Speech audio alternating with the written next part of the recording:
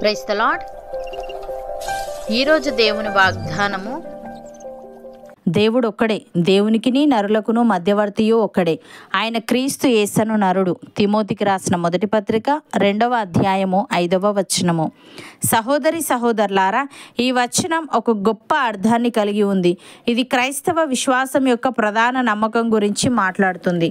ఇక్కడ దేవుడు ఒక్కడే అని పౌలు చెప్పాడు, అనగా సృష్టికర్త, పరిపూర్ణుడు, అధికారి అయిన దేవుడు ఒక్కడే ఉన్నాడు. బైబిల్ మొత్తం ఈ విషయాన్ని నిర్ధారిస్తుంది.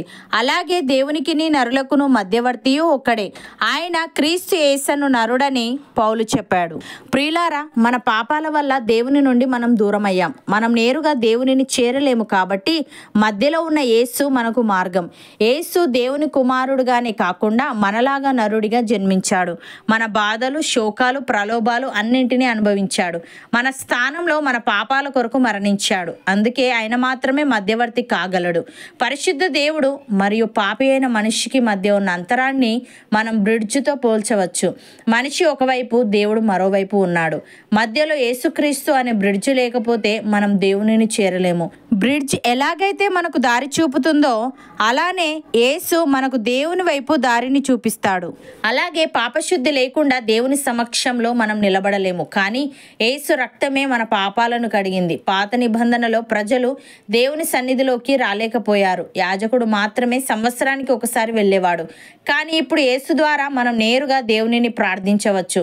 యేసు మాత్రమే దేవుని కుమారుడు, మనలాగే నరుడిగా జన్మించినవాడు, మన పాపాలకు బలిగా మరణించినవాడు, దేవునితో మనకు మధ్యవర్తిగా నిలుస్తున్నవాడు. కాబట్టి ఆయన ద్వారానే మనం దేవునిని చేరగలం.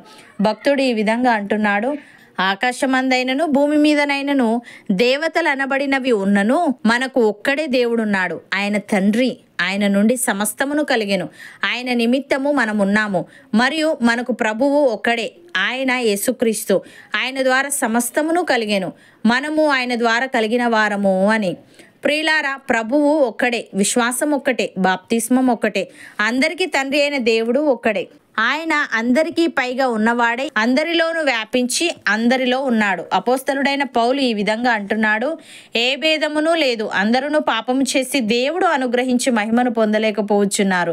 కాబట్టి నమ్మువారు ఆయన కృపచేతనే క్రీస్తు యేసునందలి విమోచనము ద్వారా ఉచితముగా నీతిమంతులని తీర్చబడుచున్నారు. పూర్వము చేయబడిన పాపములను దేవుడు తన ఓర్మి వలన ఉపేక్షించినందున ఆయన తన నీతిని కనుపరచవలనని క్రీస్తు యేసు రక్తమునందలి విశ్వాసము ద్వారా ఆయనను కరుణాధారముగా బయలుపరచెను. దేవుడు ఇప్పటి కాలమందు తన నీతిని కనబరుచు నిమిత్తము తాను నీతిమంతుడును యేసునందు విశ్వాసము గలవానిని నీతిమంతునిగా తీర్చువాడునై ఉండుటకు ఆయన అలాగు చేసెను. కాబట్టి అతిశయ కారణం ఎక్కడ? అది కొట్టివేయబడెను. ఎట్టి న్యాయమును బట్టి అది కొట్టివేయబడెను? క్రియా న్యాయమును బట్టియా? కాదు, విశ్వాస న్యాయమును బట్టియే. కాగా ధర్మశాస్త్ర సంబంధమైన క్రియలు లేకుండా విశ్వాసము వలననే మనుష్యులు నీతిమంతులుగా తీర్చబడుచున్నారని ఎంచుచున్నాము. దేవుడు యూదులకు మాత్రమే దేవుడా? అన్యజనులకు దేవుడు కాడా? అవును, అన్యజనులకును దేవుడే. దేవుడు ఒకడే గనుక ఆయన సున్నతి గలవారిని విశ్వాసమూలముగాను, సున్నతి లేని వారిని విశ్వాసము ద్వారాను నీతిమంతులనుగా తీర్చును అని. సహోదరి సహోదరులారా, యేసు ప్రభువని మీ నోటితో ఒప్పుకొని దేవుడు మృతులలో నుండి ఆయనను లేపెనని మీ హృదయమందు విశ్వసించిన ఎడల మీరు రక్షింపబడుదురు. ఏలయనగా నీతి కలుగునట్లు మనుష్యుడు హృదయంలో విశ్వసించును, రక్షణ కలుగునట్లు నోటితో ఒప్పుకొనును. ఏమనగా ఆయన యందు విశ్వాసముంచు వాడెవడునూ సిగ్గుపడడని లేఖనము చెప్పుచున్నది. యూదుడని గ్రీసు దేశస్థుడని భేదము లేదు, ఒక్క ప్రభువే అందరికీ ప్రభువై ఉండి తనకు ప్రార్థన చేయు వారందరి ఎడల కృపచూపుటకు ఐశ్వర్యవంతుడై ఉన్నాడు. నమ్మిన వారు నాతో పాటు ప్రార్థనలో ఏకీభవించండి.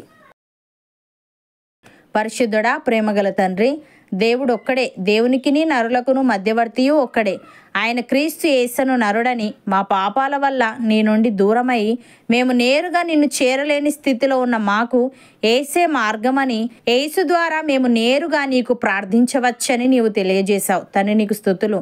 దేవా, ఏ భేదమునూ లేదు, అందరూ పాపము చేసి నీవు అనుగ్రహించి మహిమను పొందలేకపోవచ్చున్నారు గనుక నమ్మువారు నీ కృపచేతనే క్రీస్తు యేసునందలి విమోచనము ద్వారా ఉచితముగా నీతిమంతులని తీర్చబడుచున్నారు గనుక మేము నీ యందు విశ్వాసముంచి నీ కృప ద్వారా నీతిమంతులముగా తీర్చబడుటకు సహాయము దయచేయమని నీకు ప్రార్థన చేయు వారందరి ఎడల కృపచూపుటకు నీవు ఐశ్వర్యవంతుడవై ఉన్నావు గనుక మేము రక్షణ కలుగునట్లు మా నోటితో ఒప్పుకొని నీతి కలుగునట్లు మా హృదయంలో విశ్వసించే వారంగా ఉండుటకు కృపచూపమని యుగయుగములు నీతో కూడా ఉండే భాగ్యం మాలో ప్రతి ఒక్కరికి నీవే అనుగ్రహించమని యేసుక్రీస్తు నామమున ప్రార్థిస్తున్నాము తండ్రి. ఆమెన్.